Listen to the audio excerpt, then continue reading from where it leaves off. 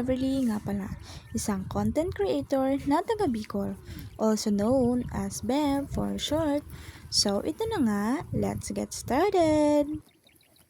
Saan nga ba kami papunta ng mga kasama ko na to? Na masasaya naglalakad? Yung iba, darating din yon. Nagkayayaan ng lahat na pumunta sa isang lugar na magsasaya for sure ang lahat. Ito na yung plano na natuloy, hindi lang basta-basta drawing. Nagkayayaan ang lahat na mag-adventure, syempre, magtampisaw bago pa mabisi sa kanya-kanya nilang ganap sa buhay. Saan nga ba yon? Syempre, dito sa tinatawag nilang Usiwan. Napakagandang lugar.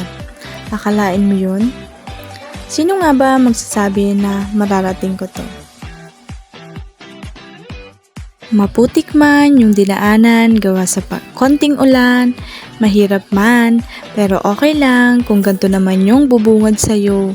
Wow, nakaka-relax. Napakaganda. Ayan. Nahirapan man kanina sa paglalakad at paliko-likong daan dahil sa maputik na panahon, pero okay lang yan. Saan ba papupunta yan kundi sa ating paroroonan? At ang kapalit ng yan, ginhawa. And let's jump to lunch fashion. And andito rin si Mahal, si JM. At kasama naman si Nonoy and ang kanyang loved ones na si Joanna. Andito rin si Luisito and si Ate Maye.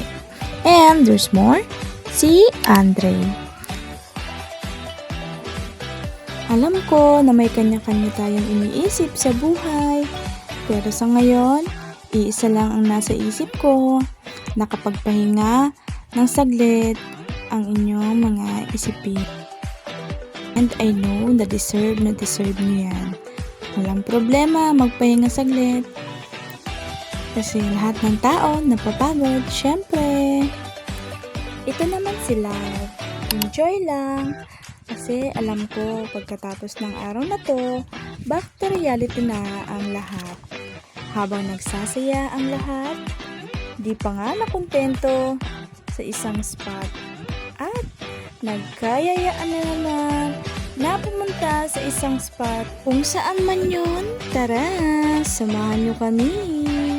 May konting di man okay ang daan, pero pag-iisa ang goal ng bawat isa. Saan pa nga ba? Edi sa ginhawa ang papunta.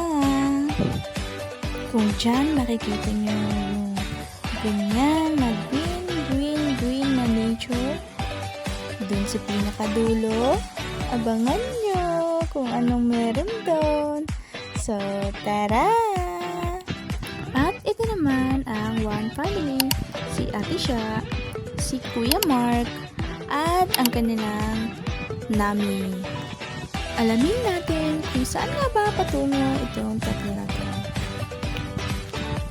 Ay, dito pala. At ito naman si Bernard. At ito na nga yung sinasabi namin na isa pang spot na kung saan masasabi mong wow, worth it ang pagod, pawis, oras, pag gantong view yung matatanaw mo. Sarap magmuni-muni, sobrang relaxing, ang sarap ng hangin. Kalain mo yun. May ganito pala kagandang view dito. Gandang pagmasdan. Salamat sa inyo at narating ko to. At pagpaparanas ng gantong adventure. Wait, there's more. Ito si Aris. At andito naman si Ate Aslor. At sa mga hindi nakasama, si Nesek, ang iyong loved ones, kay Sir namin lahat, at kay Ed ng Bayan. Syempre, may next time pa naman. Salamat sa jamming, tawanan, kulitan, kwentuhan na walang humpay. Pag kayong kasama, walang humpay ang saya ng pagkakaibigan.